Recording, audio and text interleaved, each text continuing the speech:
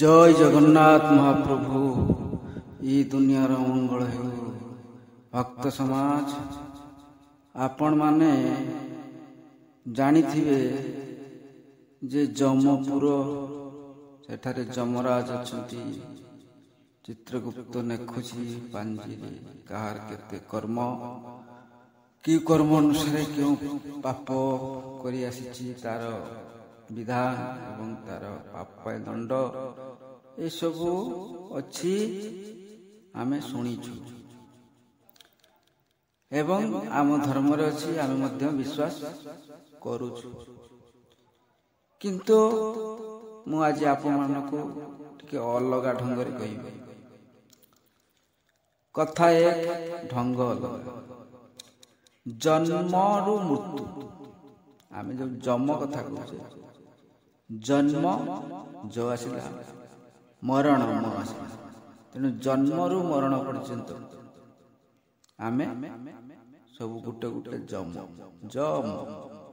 देखंतु आपण ये दुनिया रे जमर स्वभाव सब वस्तु को देखिले समस्ते ए तू जम किवे एते जमटा ना टिके देला से जमर को जगी की बसिची आमे प्रति कथा रे एई कथा को उदाहरण दो जम पर जगी बसी जमटा किछि देला तेणु जम किए आमे सब गुटिए गुटिए जम आउ आमर जी राजा सी होची जमराज।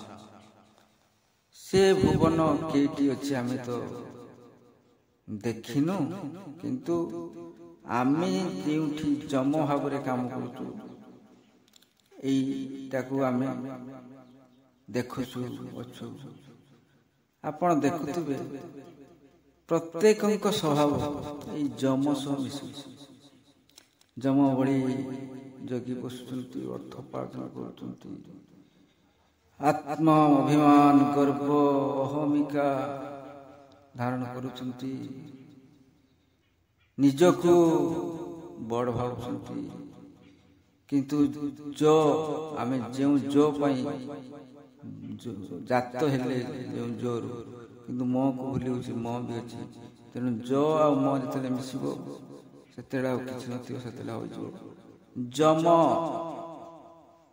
जो जते बेले मो सहित मिसिबो सेतेले हे जिवो जम सेतेले आउ जमर यात्रा जेटा आमे देखिनु सेतिकी बेले जमर यात्रा जमराज जमपुर ये सब कथा आमे देखिनु जहा सुनिछु सेठी तार जा हुए सेटा आपण माने भी गरुड़ पुराण विभिन्न पुराण जहा जानि छथि से अनुसार नेबे।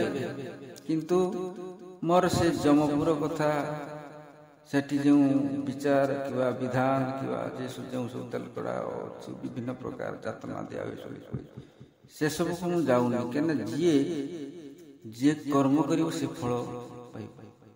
मु एई सत्य उपर आधारित किछ कथा कहू। जणे जदी दुख रे अछि तार सुख भी अछि। भगवान जानिथिबी महाभारत युद्ध रे काहे कि किछि अन्याय करि ना जेति निकिति तौल सान गोड़ भारी एठी भारी होई रहे तो लोग नहीं एठी निकिति तौल सान गोड़ समान दी पट समान करि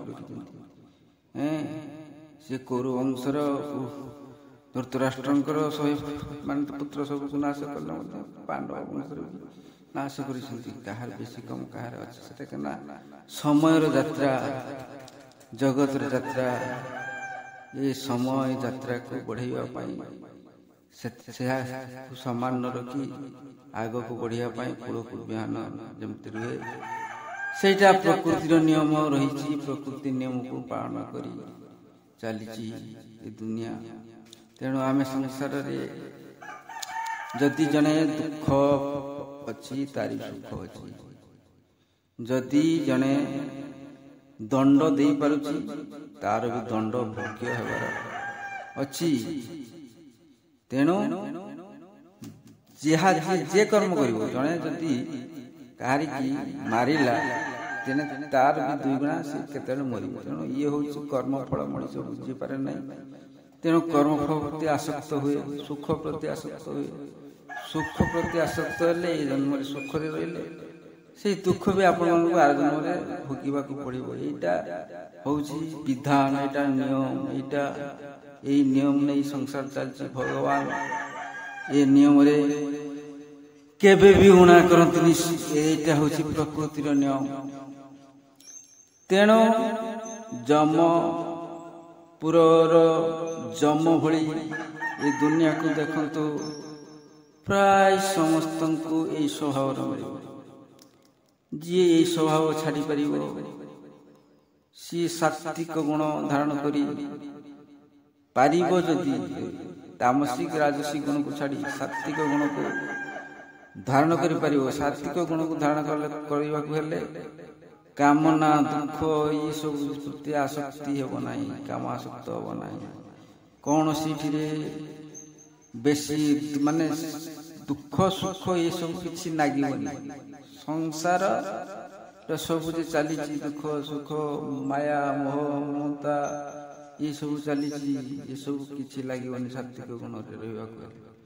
ସେମିତି ସାତ୍ତ୍ୱିକ ଗୁଣରେ ରହି ଯିଏ ପାରୁଛି ତାର ଯମରୁ ବର୍ତ୍ତି ଯାଉଛି, ସିଏ ଭଗବାନଙ୍କ ଶରଣରେ ଯାଉଛି। ତେଣୁ ସେ ଭଗବାନଙ୍କ ଶରଣରେ ଯାଉଥିବାରୁ ତାର ମୁଖ୍ୟ ବା ମୁକ୍ତି ହେଉଛି।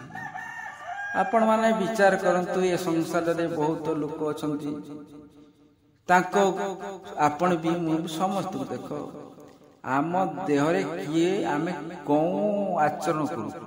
ଆମେ ଯମ ଭଳି ଆଚରଣ କରୁଛୁ ନା ଆମେ ଭଗବାନଙ୍କର ସାତ୍ତ୍ୱିକ ଗୁଣର ଆଚରଣ କରୁଛୁ? ଯିଏ ଯେଭଳି ଆଚରଣ କରୁଥିବ ସେହି ଅନୁସାରେ ସେ ଭୋଗ ପାଇବ, ଫଳ ପାଇବ। ଇଏ ହେଉଛି ଆମେ କର୍ମ କରୁଛୁ। ଆମେ ଗୋଟେ ଧରାଯାଉ ଆମେ କର୍ମ ଜନ୍ମର ମୃତ୍ୟୁ ଯେଉଁ କର୍ମ କରୁଛୁ, ଆମେ ଗୋଟେ ଗଛ ହେଲେ ବି ଯଦି ହଉ ଉଦ୍ଭିଦଟି ଆମର ଯେଉଁ ଫଳ ଫଳିବ, ତେଣୁ ଆମର ଗଛ ଅନୁସାରେ ଫଳିବ। ଯଦି ଆମ୍ବ ଗଛ ହେଇଥିବ ଆମ୍ବ ଫଳିବ, ପଣସ ଗଛ ହେଇଥିବ ଯଦି ପଣସ ଫଳିବ, ନଡ଼ିଆ ଗଛ ହେଇଥିବ ତ ନଡ଼ିଆ ଫଳିବ। ତେଣୁ ଏଇ ସଂସାରରେ ଲୋକମାନଙ୍କର ଆଚରଣ ଦେଖନ୍ତୁ, ଯିଏ ଯେଉଁଭଳି ଆଚରଣ କରୁଛି ସିଏ ସେଇ ଫଳ ପାଇବ, ସେଇଭଳିଆ ଫଳ ପାଇବ। ତେଣୁ ଯଦି ଜଣେ ଯମ ଭଳି ରହୁଛି, ଯମ ସ୍ୱଭାବରେ ରହୁଛି, ସିଏ ଯମ ପାଖକୁ ଯିବ। ଯିଏ ସାତ୍ତ୍ୱିକ ଭଗବାନଙ୍କର ସ୍ୱଭାବରେ ରହୁଛି ସେ ଭଗବାନଙ୍କ ପାଖକୁ ଯିବ। ଏଇଟା ହେଉଛି ପୂର୍ଣ୍ଣ ସତ୍ୟ। ଏହି ସତ୍ୟକୁ ମୁଁ କହିଲି, ଯଦି ଆପଣଙ୍କୁ କିଛି ଖରାପ ମାଡ଼ିଥିବ ସେଥିପାଇଁ ମୁଁ ଦୁଃଖିତ, କ୍ଷମା ପ୍ରାର୍ଥନା କରୁଛି। ରବୀନ୍ଦ୍ର କୁଲାରୀ ରହୁଛି। ମୋ ଭିଡ଼ିଓକୁ ଯଦି କିଛି ଆପଣ ଯଦି ସବସ୍କ୍ରାଇବ୍ ଲାଇକ୍ ଆଉ କିମ୍ବା କରନ୍ତି ମୁଁ ଖୁସି ହେବି। କିଛି ନାହିଁ। ରହିଲି। ଜୟ ଜଗନ୍ନାଥ। ନମସ୍କାର।